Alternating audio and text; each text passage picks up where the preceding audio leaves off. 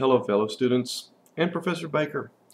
This is Jim Zimmerman going over the lesson plan for the word recognition and some of the things that we did in our class. This is for high-level functioning autistic children ages from 9 to 12. This program can also be used for elementary school children, probably ages from kindergarten up until about 3rd grade.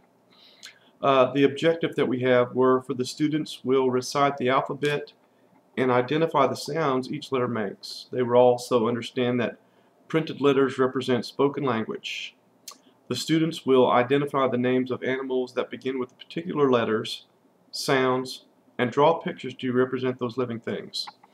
The best thing what we did was have the children take a look at their favorite animal and then pick their favorite animal, and then what we did is we coordinated the beginning letter of that animal.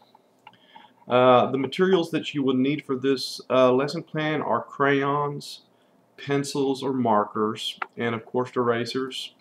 One piece of wide construction paper, a dry erase board, and any type of printed resources or materials that have pictures of animals in them.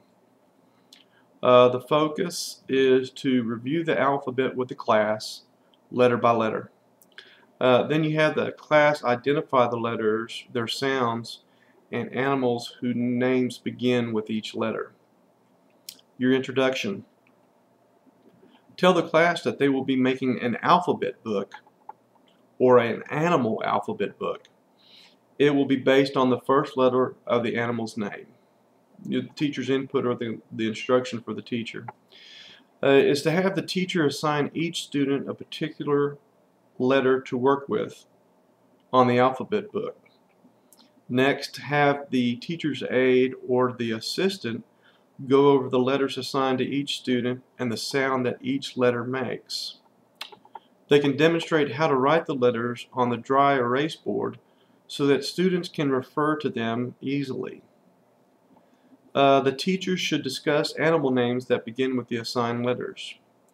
They can show the printed materials with the pictures of animals and where they live. Once the teacher and the assistants are satisfied that each student can identify their assigned letters, give them a piece of white construction paper and crayons. Students will draw pictures of their animals and write the letter on the paper. The more advanced students can write the names of the animals. When they are finished, you take all the letter papers and you bind them in a book so they can have it for easy reference for anyone to go over there and take a look. The student guided practice. The teacher will talk about the animals, pointing out the unique features and discussing the differences in the animals.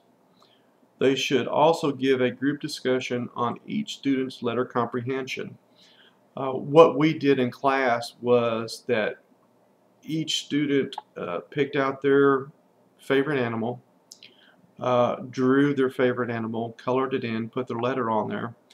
Then we went from student to student and had them tell us the animal, the first letter in the animal's name, the letter sound, and describe a few things about their favorite animal. The summary and reflection. At this point, the children have learned the different letters of the alphabet and demonstrated a solid understanding of a particular letter and its sound. Which we also found out is that when we assigned the students letters, it was nice to see how they reacted to the other letters of the alphabet and had the opportunity to also sound out those letters and maybe make up some other animals that they weren't assigned with different letters that we didn't use. It was really fun to watch their imagination kind of run on that. Your independent practice, students practice using the newly learned materials or skill on their own with minimal teacher assistance. What they did was with my students, let me go back. With my students, I am a teacher's aide in a special education class dealing primarily with children that are diagnosed autistic. What we've done is, excuse me, these are high-level autistic children, which means they can function very well on their own. These children relate to things that fascinate them. Animals is one of those things. And what they've done is when they find their favorite animal, it's no problem for them to draw their favorite animal and to talk about their favorite animal. Also, with other children that aren't diagnosed autistic, regular children, ages, like I said before, from kindergarten up to 3rd grade, the response is going to be probably the same with the children.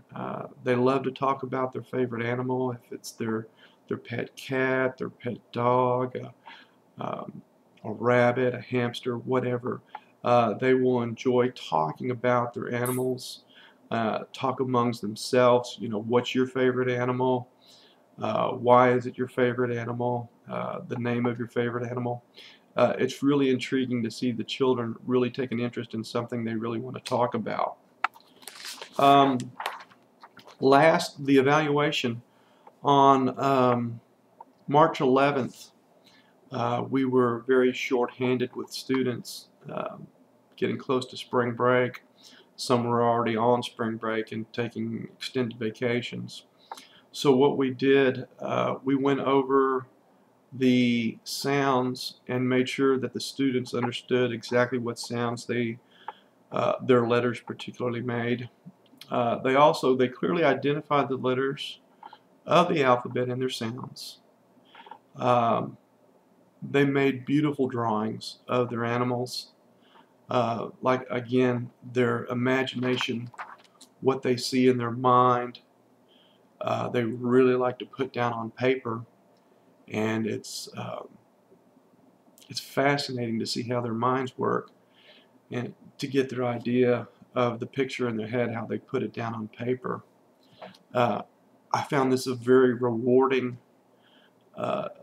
experience to make this lesson plan for my children. Unfortunately, I was not able to record this. I've just gone out today and bought the new $20 webcam, so I did not have an opportunity to record this with my students because the last webcam I had, something had gone wrong and the installation didn't go properly, so I went out and bought a new one.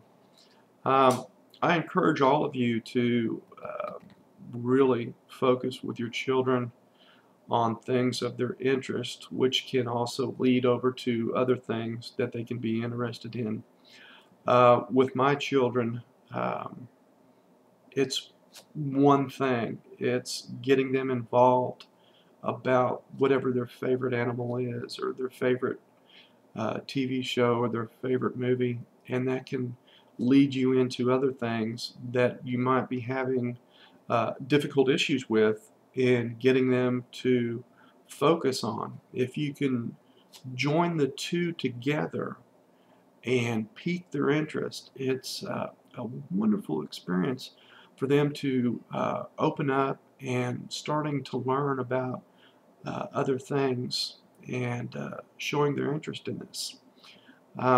I've really enjoyed looking at some of the videos that some of the other students have done. You guys have done excellent work. Also, at this time, I'd like to say thank you to all my team members for the written assignment that we did with our CD. Thank you for turning all those in. I appreciate all the work that you did on it. I really do. I know it was time consuming, but again, thank you, and I've got everything turned into our professor. In conclusion, I'd like to say that I think more materials like this need to be applied for teachers. They need as much help as they possibly can. Whatever tools they have, they can always use more to help the students. I know at this time we're going through difficult times all over the United States with everybody cutting back on school teachers and budget cuts. All I can say is, guys, hang tough. There is a light at the end of the tunnel. Hopefully in a year and a half when I graduate and get my teaching degree, this will be worked out. Things will be better. I want to say thank you to all the teachers out there right now that are battling this. You have my full and utmost support and prayers, and hopefully the government can get this worked out. Again, thank you for all your work. I look forward to it. May you be a blessing, and may you be blessed. See you later. Bye-bye.